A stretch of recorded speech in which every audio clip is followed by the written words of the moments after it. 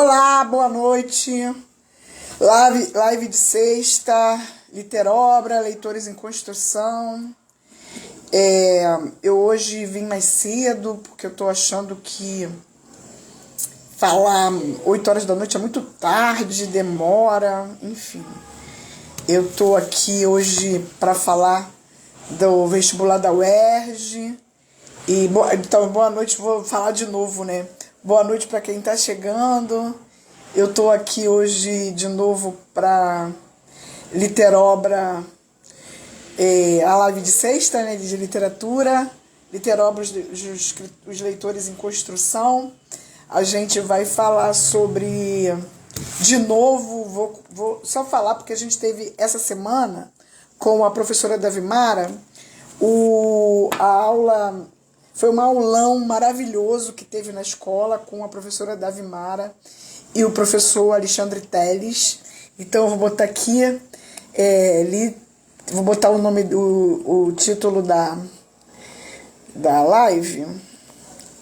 É o meu amigo pintor, rumo ao UERJ. Eu vou falar rapidinho, não vou demorar muito. Talvez se algum dos meninos que estiveram na aula lá do Eric Heine quiserem entrar e falar comigo, eu chamo. Deixa eu... Espera aqui, meu tripé baixou aqui, peraí, só um instante. Pra não ficar... Ai, caraca, tem essas parafernálias de internet. Meu amigo pintor, Lígia Borojunga. Já falei, né, da Lígia Borojunga da outra vez, que quando eu estudava na faculdade, ela era Lígia Borojunga Nunes, né, que eu estudei e fiz uma matéria de literatura infanto-juvenil.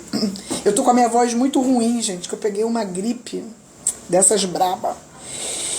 E a gente fez essa aula lá na escola e foi super legal, a aula da Davimara e do professor Teles. Foi assim, de muito aprendizado, principalmente a aula de artes, que eu aprendi muita coisa sobre a Tomei Otaki, que é um livro, que ela escreve esse livro para umas obras, né, umas cartas para Tomei Otaki, que ela explica no final, porque esse era um livro encomendado. Seria um livro encomendado, foram encomendar, ela não quis escrever, porque ela não queria mais mudar, não queria escrever do que os outros mandassem, o que ela escrevesse, ela queria escrever o que ela sentia vontade. E aí, eu não sei, eu acho que eu vou chamar uma de vocês para vir conversar comigo. Quem topa? Levanta a mão aí. Fala aí que eu chamo. Sanderson, Vitória, Driele, quem estava comigo lá na aula? Pra gente conversar juntos. Eu não gosto de ficar sozinha aqui. É muito ruim falar sozinho. O Itamar entrou. Vou chamar, hein? Vou chamar esse povo pra vir conversar comigo. Quem vai entrar primeiro? Itamar, Vitória, pra me contar aí. Vou chamar os dois, hein? Vou mandar recado. Quem quiser, vem. Deixa eu ver aqui como é que eu mando recado aqui. Ana, vou botar você também. Vamos dar 4 aqui. Mandei para 4. Vamos ver quem vem para conversar comigo aqui sobre o meu amigo pintor. Itamar disse que não pode. Então, sai daí. Então, eu te mandei o convite, mas não aceita. Mas mandei convite a... Ninguém quer. Vitória recusou. Então eu vou falar, gente. Vamos ver se a Ana topa. Deixa eu ver quem mais que tá por aqui que entra comigo.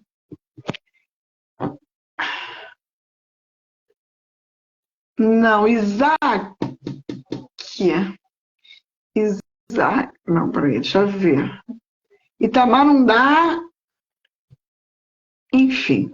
Vamos lá então falar do aluno, né? Que foi. Não, mas a Vitória que eu chamei, eu achava que era a Vitória do terceiro ano. Você não é do terceiro ano, não é, Vitória? Não, você ainda não é do terceiro, né? A Ana Caroline também não pode participar, mas tudo bem, gente. Então vamos lá. Lígia Bojunga, eu vou falar o que eu falei, né? Eu falei super pouco lá durante a aula da Vimara. Falei pouco, não. A minha participação foi uma participação complementar. Ah, a Vitória tá 3005. Aí você não pode, Vitória. E oi, olha o Ian, que tá aí, entrou aí agora na live, ele foi aluno da segunda turma da escola, hein?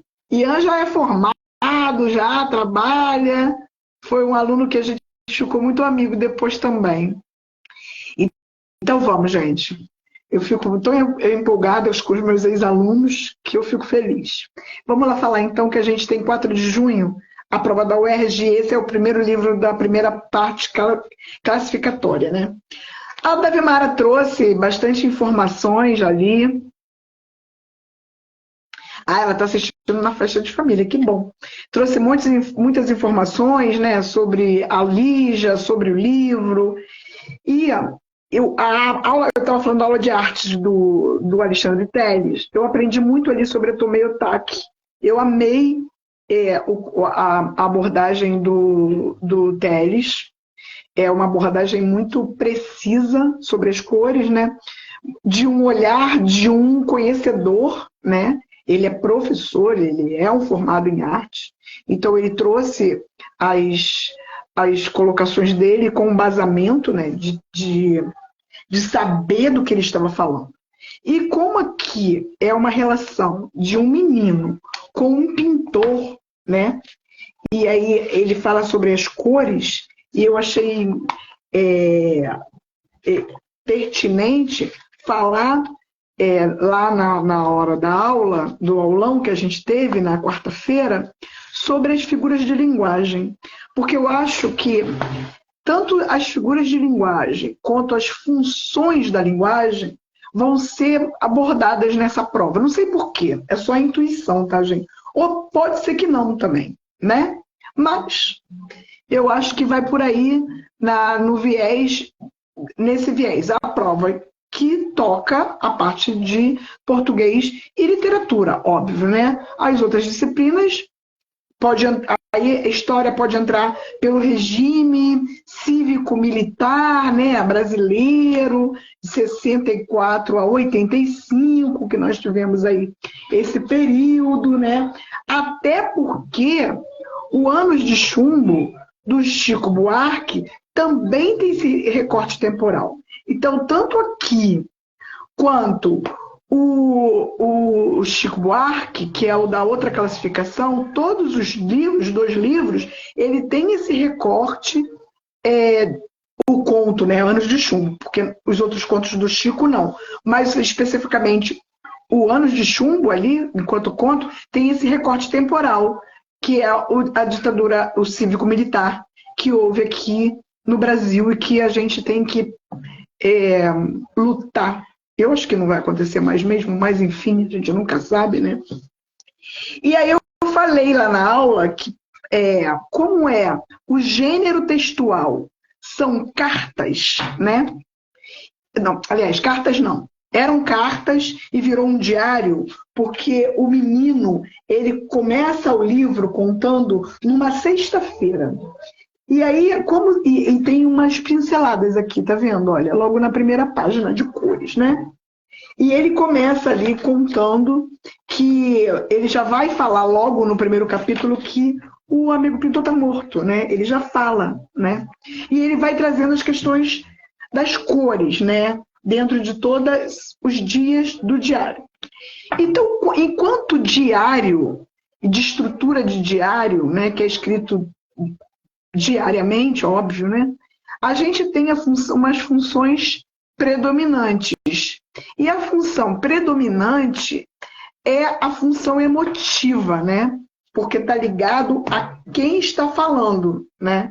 Então, quem fala, se eu lírico Cláudio, que está no diário dele escrevendo sobre a relação dele com esse pintor, e então é uma função emotiva. Mas também pelo gênero de diário, tem uma outra função também que predomina, que é a função poética, ligada à mensagem que o eu lírico quer passar, né?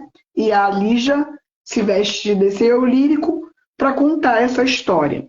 Então, eu acho que funções da linguagem vai por aí. Tem uma hora que tem a metalinguagem, que ele vai explicar as cores através das próprias obras de arte do pintor, né? Que aí a gente usa a metalinguagem enquanto função, né? Que também tem. E depois eu falo sobre as figuras de linguagem que me chamaram a atenção nesse livro. A primeira de todas, para mim, é a sinestesia. Porque se eu vejo o colorido, né? Então é a minha visão que está sendo convocada para dentro do livro. Então, a partir dessa cor, a partir dessa pintura, desse amigo, eu tenho a visão despertada, né? Então, a sinestesia, que é uma figura de linguagem, ela é pelos sentidos. Então, eu tenho a visão quando eu vejo as cores. Eu tenho a audição quando eu escuto o relógio ou deixo de escutar o relógio da casa do meu amigo pintor, né? Então, essas duas são muito fortes aqui, dentro desse livro, como figura de linguagem, a sinestesia, e esses dois sentidos, a visão e a audição, são muito fortes dentro, né? Tem partes que são escritas de outra maneira, mas sempre abre com o dia da semana e uma pincelada aí, né, no livro. E a outra figura de linguagem que eu ressaltei lá na minha participação no aulão é a antítese, né? A antítese que existe grande nesse livro, né? A antítese que é a vida e a morte. Para mim, a maior antítese e o maior tema, talvez, desse livro transite por aí. O momento de vida e de morte, né? Porque se nós pensarmos, né, a antítese vida e morte, e trazendo para uma outra figura de linguagem, que é a alegoria, a gente pode pensar alegoricamente, né, que essa morte do amigo pintor vira vida no menino, porque são duas idades distantes, né? Então, eu tenho um pintor que é mais velho e tem um menino que está começando ali a entender o que é a vida. Então, alegoricamente, essa morte vira vida nesse menino. Isso, para mim, é muito claro. É uma interpretação dessa figura de linguagem, né? A antítese, vida e morte, e a alegoria também, como figura de linguagem. Tem várias outras alegorias, né? Tem a questão do tempo, através do relógio, que o relógio para de bater, a cor, né? Associada à passagem do tempo. São muitas entradas que a gente pode ter nesse livro. Esse livro nos permite pensar muitas coisas e permite abordá-lo por várias entradas. Então, eu posso entrar pelo tempo cronológico do diário, eu posso entrar por esse livro pelo tempo interno do menino, que a gente pode chamar um tempo psicológico. Eu não sou muito fã desse termo, mas é o tempo interno da pessoa, né? Desse menino que vive através de uma morte, né? Porque logo no início ele fala que o amigo morreu, então ele vai se pensar e entender a vida através dessa morte, dessa não existência, vamos dizer assim, desse pintor, né, que o ensinou muitas coisas sobre as cores. E cada cor ensinava um aspecto da vida, de vida, né, para o menino.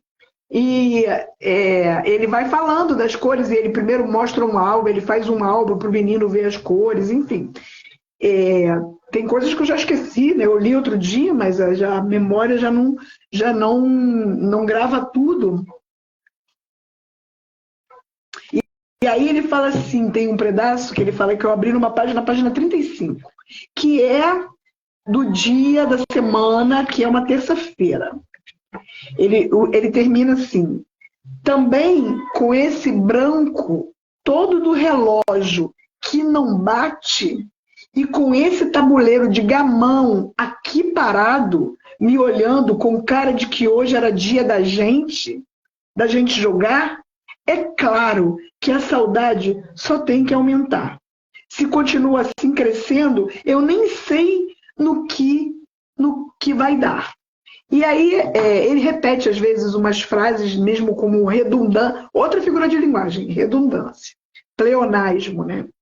Ele repete ali, e ele fala desse branco do relógio, então a saudade entendida como a cor branco entendida como saudade. Então ele vai aprendendo através da não existência desse pintor.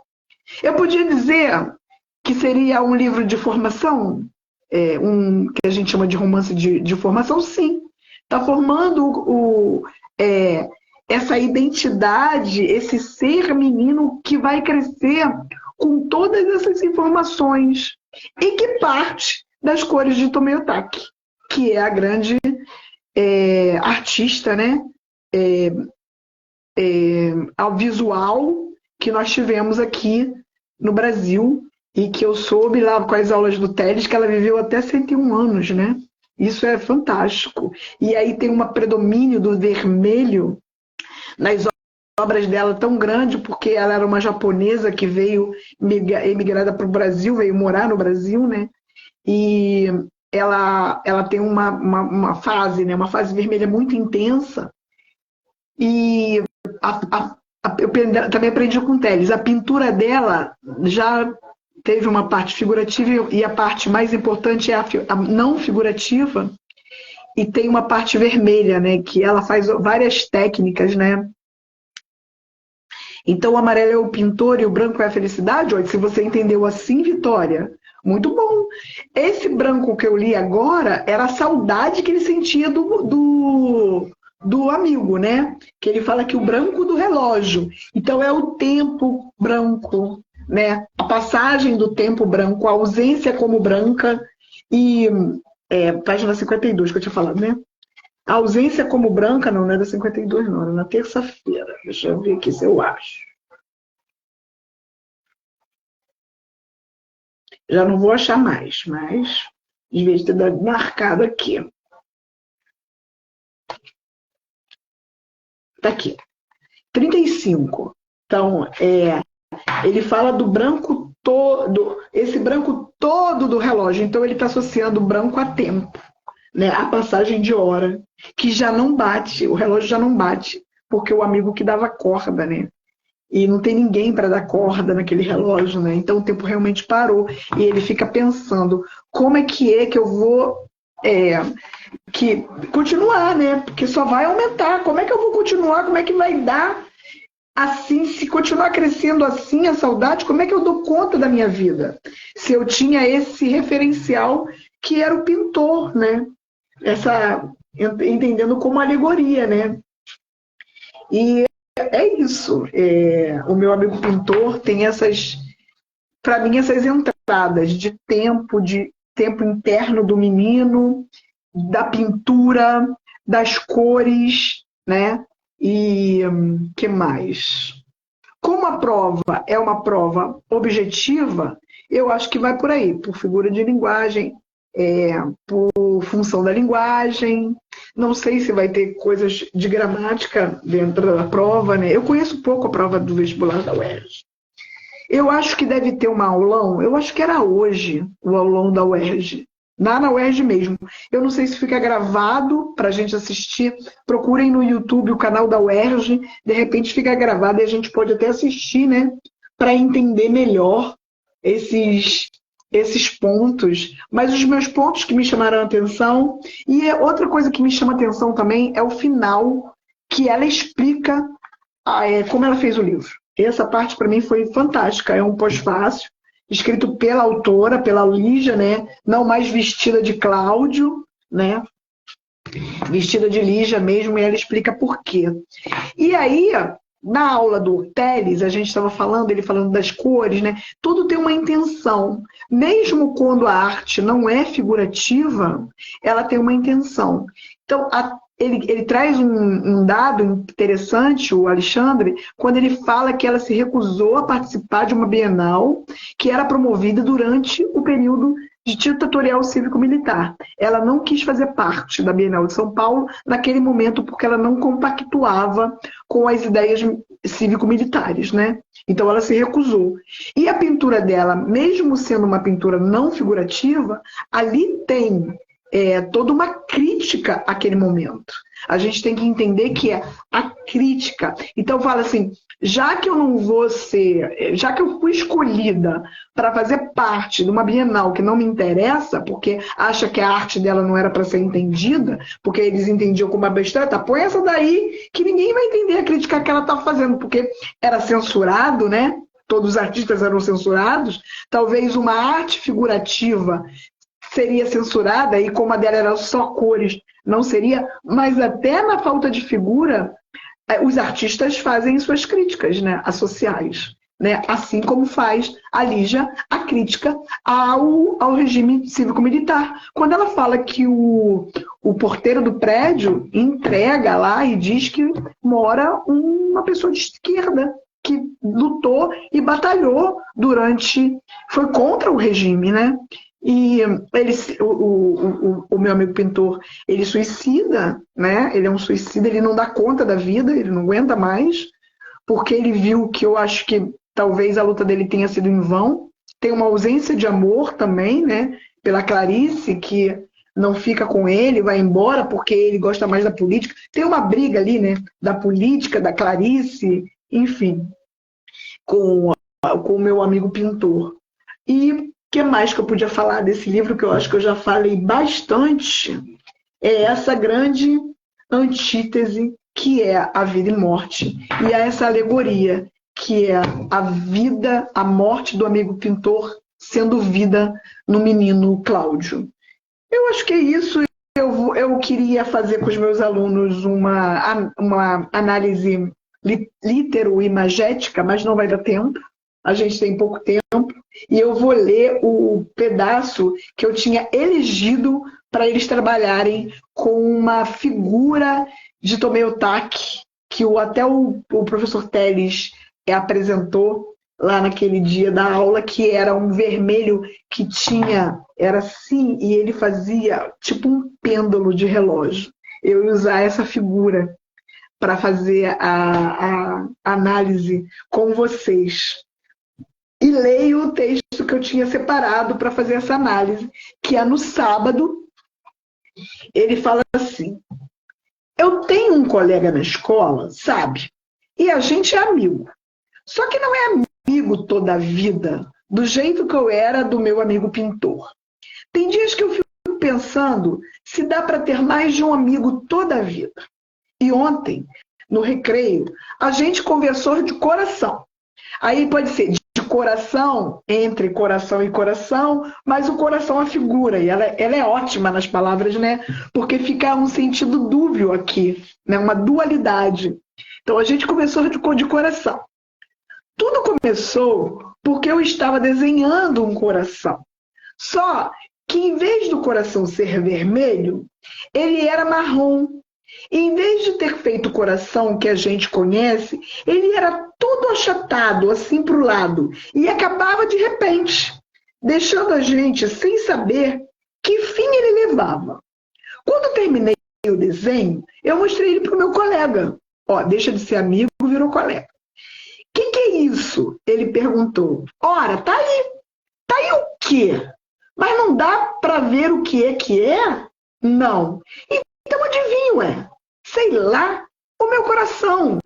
Ele olhou e olhou. Ainda não tá vendo, não? Eu quis saber. Eu não. Para começar, coração é vermelho. Bom, mas esse é o meu coração. E ela coloca o meu em itálico. Aqui, ó. Ela dá ênfase ao meu, ó. Mas esse é o meu coração. E daí? Por que é teu? Porque é teu não é vermelho?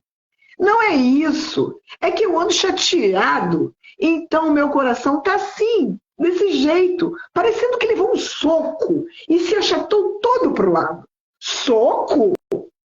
E coração vermelho é coração de todo dia. O meu não está que nem todo dia. Ele está todo diferente. Então tem que ser de outra cor. Tem ou não tem?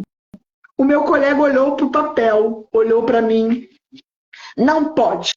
Tem que ser vermelho. E tem que ser pontudo embaixo. Me dá aqui o papel que para eu te mostrar como é que é. Peraí, você não está me entendendo. Acontece que me dá o papel, deixa eu desenhar isso direito. Quer fazer o favor de escutar o que eu estou te explicando? Se o meu coração está diferente, todo ruim, todo chateado, eu não vou desenhar ele feito aquele coração que todo mundo desenha para namorada. Não é. Peraí, não puxa. Mas ele puxou e tirou do bolso uma caneta vermelha. E foi mudando toda a cor do meu coração e fez ele embaixo bem pontudo. E ainda por cima lembrou, coração tem que ter seta. Tacou uma seta no meio. Foi corrigindo de um lado, corrigindo do outro. Não deixou mais o meu coração ficar nem o tiquinho esborrachado. E eu, de burro, ainda quis explicar. Mas eu estava te dizendo que ele se esborrachou de chateação. Pois se ele tá chateado, diz logo, cara. E puxou outra seta para cima e escreveu: estou emborrachado, porque estou chateado. Pronto, agora todo mundo entende. E o meu coração, e me deu o coração de volta. Vou parar aqui para dizer, ó, ele fez um coração sem forma, né? Como eu falei lá da Tomeotaki, né? Um coração que não tinha, não era figurativo. E o amigo virou um coração figurativo. Aí já tem referência a Tomei também, olha, se a gente pensar, né? Aí eu não aguentei e disse, para que eu quero essa porcaria? E aí ele falou, porcaria é aquele negócio que você desenhou. E aí ele viu a Denise, uma garota que ele acha o máximo. Arrancou o coração da minha mão e onde tinha escrito, eu estou chateado, ele botou 2 pontos e rabiscou bem grande. Você não olha para mim, ele botou, olha, ele está chateado porque a Denise não olhava para ele, o amigo fez. Saiu correndo, deu o meu coração para Denise e foi jogar bola.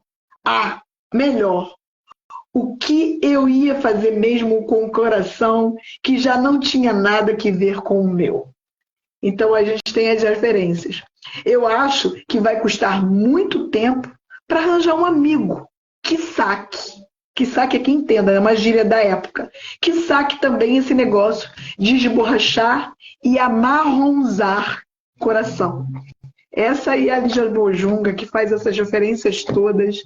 É uma pessoa maravilhosa para a gente entender. Uma autora incrível. Tem um livro dela que chama Bolsa Amarela, que eu sou apaixonada, eu dei para minha neta. Eu sou apaixonada pela Lígia Bojunga. Tem outro que chama Casa da Madrinha. Tem vários dela. E ela ainda é uma autora viva, né? Ela tem 92 anos. E eu acho que é isso, meus amores. É isso mesmo, Vitória. É forçar aquilo que você não é. Mas o coração do menino aqui, nessa passagem, ele estava triste e não podia ser vermelho. Tinha que ser marrom. E aí um marrom ligado à tristeza nesse momento, né? As cores vão mudando também de sentimento, né, no livro, né? Ora o branco pode ser a saudade, ora a felicidade. Nesse momento aqui, o marrom para ele era um marrom da tristeza, porque ele não tinha mais um amigo pintor. Ele estava chateado. Então o coração não podia ser um coração, tinha que ser um coração emborrachado. Ele estava destruído. E o coração dele estava destruído junto, né? E aí, Vitor, tá chegando tarde, eu tô acabando. Mônica, minha prima linda, beijo. E aí, eu acho que é isso que a gente tem que entender, né? Vitória falou muito bem, que força o ser o que a gente não é. E o meu amigo pintor, ele aceitava o menino do jeito que ele era, e o menino aceitava o amigo dele pintor do jeito que ele era, né? E essa grande antítese entre morte e vida, que é uma grande chave desse livro, né? E que a gente tem que... Cristine também entrou, vocês entraram depois, que eu já estou acabando. Mas vai ficar gravado, vocês assistam aí. Eu falei algumas coisas sobre o livro, sobre a aula que a gente teve nessa semana, lá com a Davimara. Aliás, eu vou deixar aqui meu agradecimento mesmo por essas aulas para a Davimara e para o Alexandre Teles, que estão sendo de um nível absurdo, absurdo mesmo, assim, nível universitário mesmo. Vocês estão tendo aí uma aula top das tops. E deixo para vocês um beijo, que a gente faça como o Cláudio, né? E aprenda que a partir da morte a gente também vive, que a gente aprende. O luto serve para levar a gente a entender o que aquela pessoa foi para a gente e como é que a gente pode lidar com essas coisas durante a nossa vida. A semana que vem eu vou ver se eu leio uma outra passagem do livro, né? Porque aí já na outra semana já é a prova, já não dá. A gente vai vendo mais um pouquinho do meu amigo pintor. Hoje eu falo menos porque eu estou bem gripada, já estou ficando com dor de cabeça aqui, porque eu estou com uma luz aqui. Aprendi também essas coisas, né? Que a gente tem uma luz para iluminar o nosso rosto, né? E hoje eu estou bem emocionada porque eu senti muita saudade do meu pai. E toda vez que eu falo do meu amigo pintor, essa coisa da morte, do luto, me deixa meio abalada. Mas eu aprendo a todo dia tem que lidar com essas ausências, né? E um beijo para vocês e todo mundo que esteve aqui comigo. Depois vão lá assistir a live que vai ficar aqui gravada, tá bom? É isso. Para vocês, um grande beijo. Literoba, Leitores e Construções, live de sexta, meu amigo pintor. Beijos.